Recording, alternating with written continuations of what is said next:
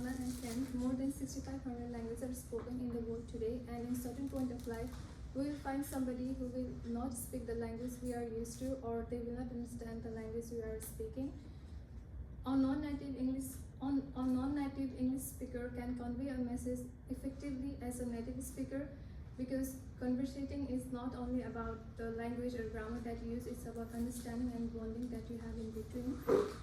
As someone who has English as a second language, I have always been struggling with the small talks to do with my friends or my colleagues, or every time I go somewhere, I just want to just keep quiet because I don't know how to start and what to say. Initiating a conversation as a non-native English speaker is directly related to language structure, cultural norms, and origin of language. Today I will talk about origin of Nepali language, that my native language, and how it relates to communication styles, starting of conversation, and strategies to implement to make the first conversation more effective. Origin of language affects communication. Nepali and English, they are originated from different linguistic and cultural system. So this is what we grew up learning. This is our alphabet. It's like ABCD. That's our, and then we go through like English. When I got here, I went through English like directly. So it has been always been difficult for me to just communicate and talk.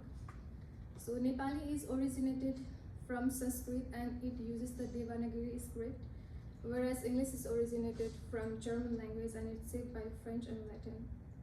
Along with origin, there are variations in dialect and accent. Dialect refers to the variation in word, grammar, pronunciation, and in words in language spoken by a sizable group of people that can be related to geographical region, race, gender, age, and social class. There are roots that influence this conversation starter. English has informal and direct opening and is always on point, whereas Nepali has a very hierarchical conversation, and that difference in when we talk with a person that's younger than us, or the person that's older than us, or with a friend.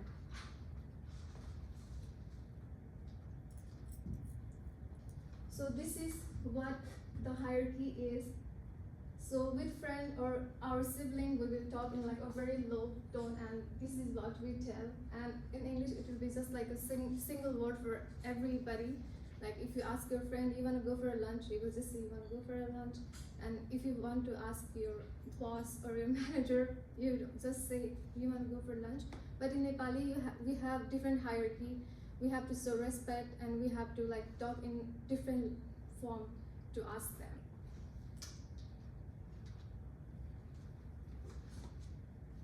This cultural and linguistic foundation explains why initiating a conversation in English may feel unnatural and stressful for Nepali speaker.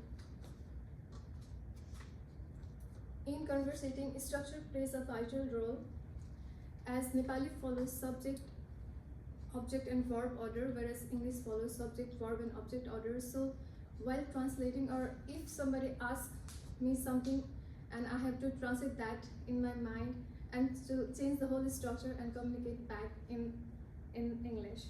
So language is heteroglossic. It means that it is never fixed but always emerging a new form between speaker, shaped by histories and social experiments, intentions, and desires. So while translating, the mental pause makes people feel always very awkward.